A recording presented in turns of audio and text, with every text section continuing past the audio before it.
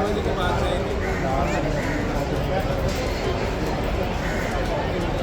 हो आहे मी काय म्हणता? नंबर लावला तर काय करायचं नंबर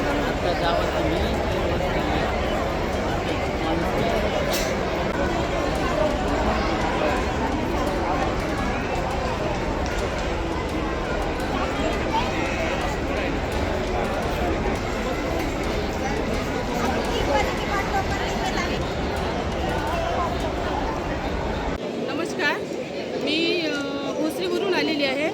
सद्गुरू नगर भोसरीवरून माझ्या मुलीचा नंबर लागलेला आहे RT मध्ये. पण आता आम्ही सकाळी 5 वाजतापासून माझी मैत्रीण आणि मी इथं आलेली आहे. पण नेमकं काय झालं, आम्ही सकाळपासून इथं येऊन पण आता इथं अधिकारी येऊन परत गेले, पण ते काही याची दक्षता घेत नाही आहे. आणि आता आम्ही काय करायचं ते त्यासाठी म्हणून मी माझं असं म्हणणं आहे का सूर्यवंशी सरांनी याची दखल घ्यावी. मग तुम्ही हे RTचे फॉर्म काढलेत, मग याच्यावर तुम्ही काहीतरी कामकाज करा ना. त्याच्यावर तुमचं मत सांगा, त्याच्यावर तुम्ही याच्यावर काहीतरी कारवाई करा.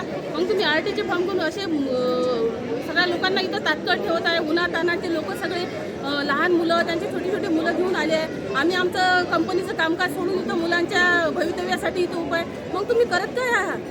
मला याचं उत्तर द्या. आणि तुम्ही खरोखर जर हे सोशल मीडियावर बघत असाल या शाळेमध्ये काय चालू आहे त्याच्यावर तुम्ही काहीतरी कारवाई करा सर.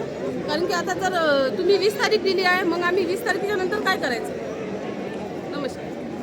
नमस्कार, माझं नाव विवेक शामी पाटील. मी माझ्या मुलीच्या ॲडमिशनसाठी इथे RTIचे फॉर्म टोकन घेण्यासाठी आलो होतो. सकाळी 8-8:30 पासून इथे मी हजर आहे.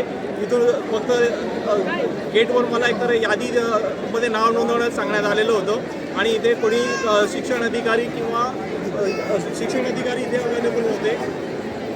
बोला तुम्ही बोला. शिक्षण अधिकारी इथे अवेलेबल नव्हते ना. कोणी तर त्यांचे कोणी स्टाफ इकडे अवेलेबल नव्हता की जेणेकरून आम्हाला एकतर टोकनची स्थिती यादी किती ते किती झालेली आहे कंप्लीट त्याची काही माहिती त्यांनी दिलेली नाही आहे. आणि जे व्हेरिफिकेशनसाठी आलेत त्यांचं व्हेरिफिकेशनही सुरू झालेलं नाही आहे. पहिली यादी लावली त्यांनी. आज त्यांना 15 तारीख देण्यात आलेली होती की तुम्ही या, पण त्यांनी अजूनही आल्यानंतर कामाला सुरुवात केलेली नाही आहे. आणि ते आले स्वतः गुपचूप आणि लगेच निघून गेले. कोणाला माहिती पडलं नाही की बाबा ते इथे आलेले आहेत म्हणून.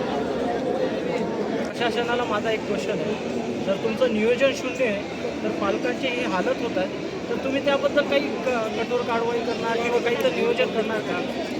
जर तुम्ही असं सांगितलं पालकांना प्रत्येक दिवशी या दिवशी तुम्ही 200 पालक त्यांना आम्ही कुपन देणार आणि त्यांचे डॉक्युमेंट व्हेरीफाय होणार, त्याप्रकारे पालक पण तुमच्याप्रमाणेच वागले, त्याप्रमाणेच त्यांनी बिहेव केलं असतं.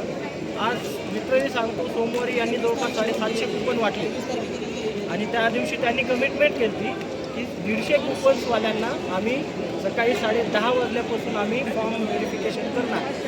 आज कितीतरी पालक हे स्वतःची सुट्टी टाकून वेगवेगळ्या कंपनीमध्ये तिकडे काम करतात. त्यांनी प्रत्येकाने इंडिव्हिज्युअली आज दुसरा दिवस आहे, सुट्ट्या टाकून आज इथे आले. आज काय म्हणतात 3 वाजता या. आज मला एक सांगा, 3 वाजता जर आले तर हे 6 वाजेपर्यंत किंवा 5:30 पर्यंत याचा टाईम राहतो. तेवढ्यापर्यंत 150 लोकांचं त्यांनी व्हेरिफिकेशन करतील का?